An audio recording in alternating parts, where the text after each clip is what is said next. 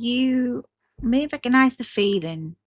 You're watching a show, and there are these two female characters with more chemistry than the actual romantic leads. You see the longing stares between them, the intense talks, and the I would literally die for you moments. And then you think, yes, that's it. This is the representation that I've been waiting for. Only then for the show to finish with one of them marrying some guy that they've had like 3 scenes with.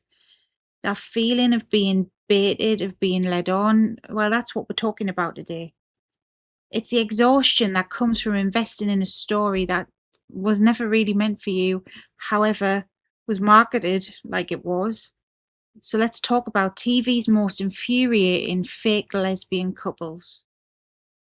Now, first, let's get our terms straight. The word queerbaiting, and it's one of the most debated terms in media criticism. This isn't just about fans shipping to characters that have good chemistry. And it's not the same as historical subtext, like back in the Hays Code era, when queer stories had no choice but to be hidden. No, modern queerbaiting is seen by critics and fans as a specific and often deliberate marketing tactic. It's when creators or marketing teams hint at same-sex romance to attract the LGBTQ plus audience, and then they dangle the possibility of a representation through suggestive framing, powerful emotional intimacy, sometimes even straight up promotional material without ever planning to make it official. This gets them the benefit of queer viewership while trying to avoid backlash from more conservative audiences. It's like having your cake and eating it too, except the cake is our hope and we never actually get a slice. It tells the queer community that our stories are valuable enough to be used as a marketing tool, but not valuable enough to actually be told. And that is what makes it so infuriating. So let's get into the case studies, the examples that still make fans furious in some way.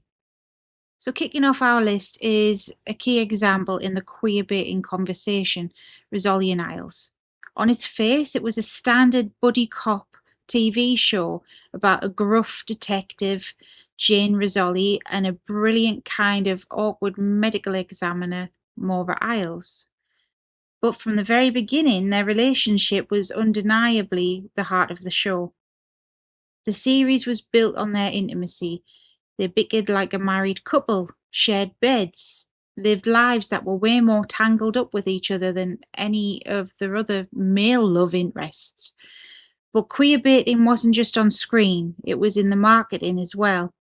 Promos often showed the two lead actresses in poses that looked like engagement photos or romantic scenes, deliberately playing into how fans saw them.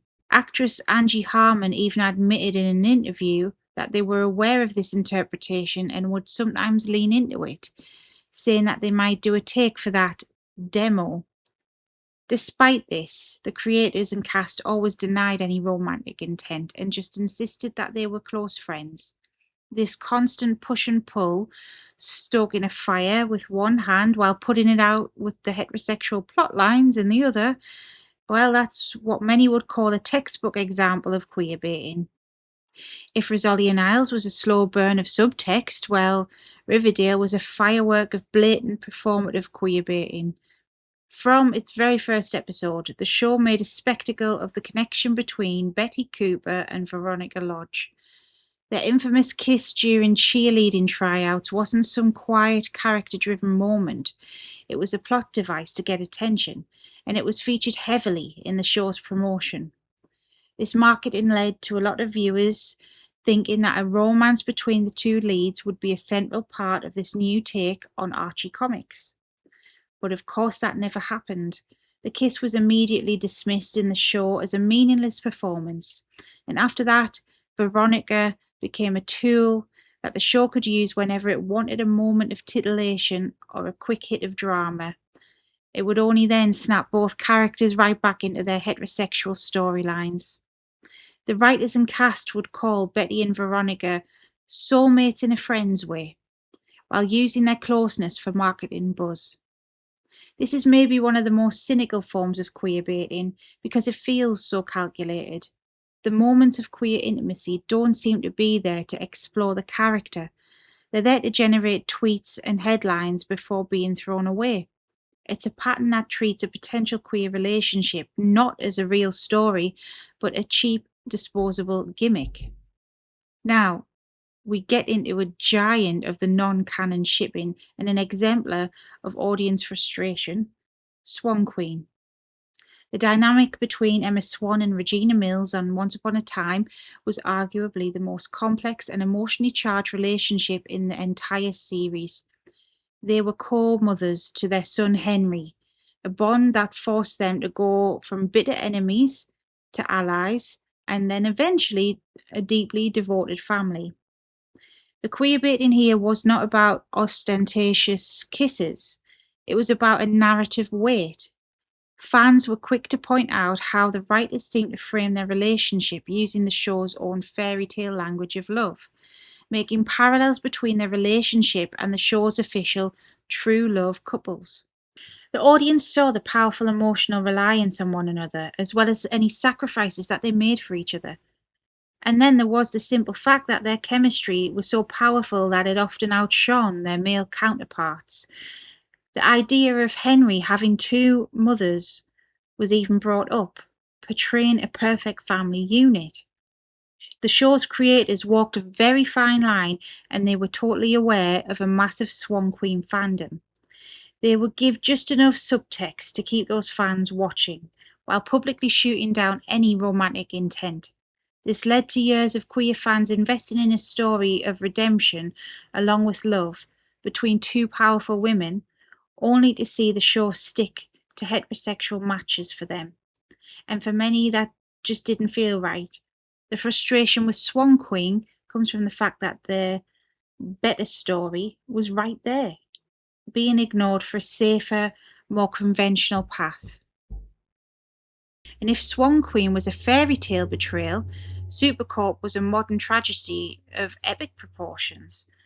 The relationship between Cara Danvers and Lena Luthor in Supergirl became a massive force in online fandom over the last decade, and for good reason too.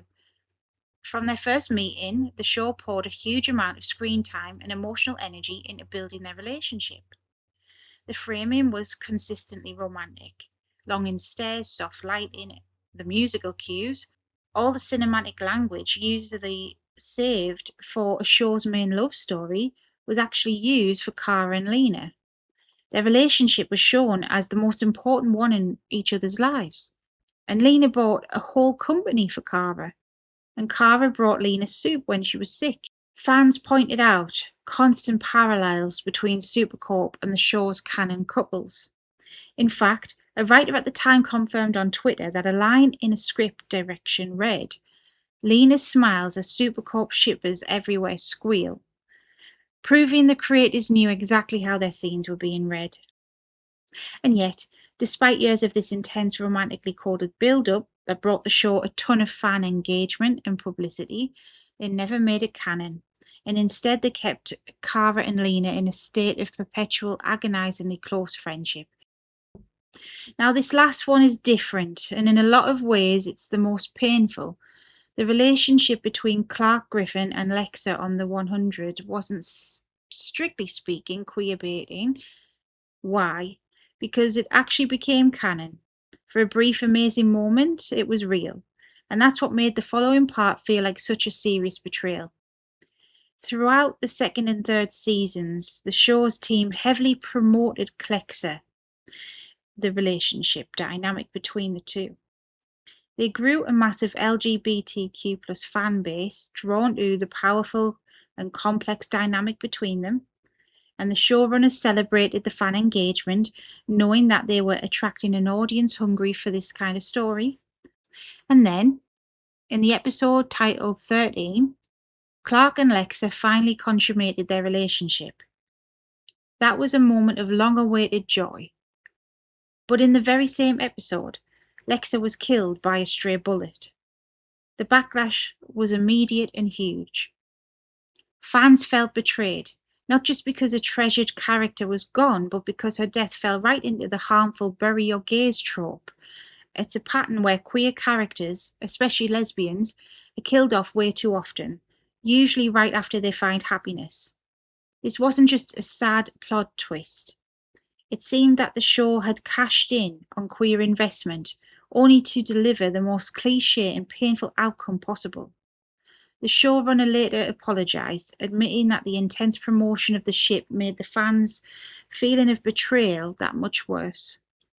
And while Clexa wasn't a fake couple, the handling of their story is maybe the ultimate example of how a show can court a queer audience and then leave them feeling infuriated, used, and heartbroken.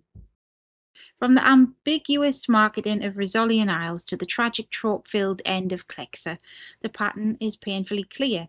These stories are more than just ships.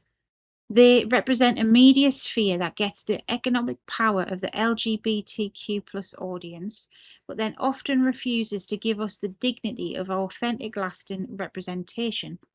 But the fact that we're having this conversation itself is a sign of progress. Audiences are more critical and vocal than ever, and they're demanding better.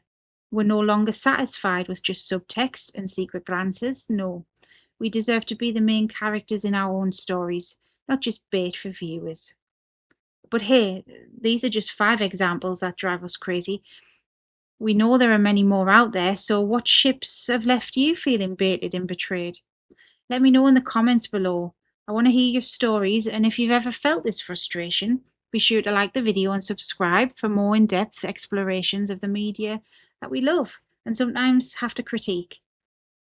Until next time, take care. Bye bye.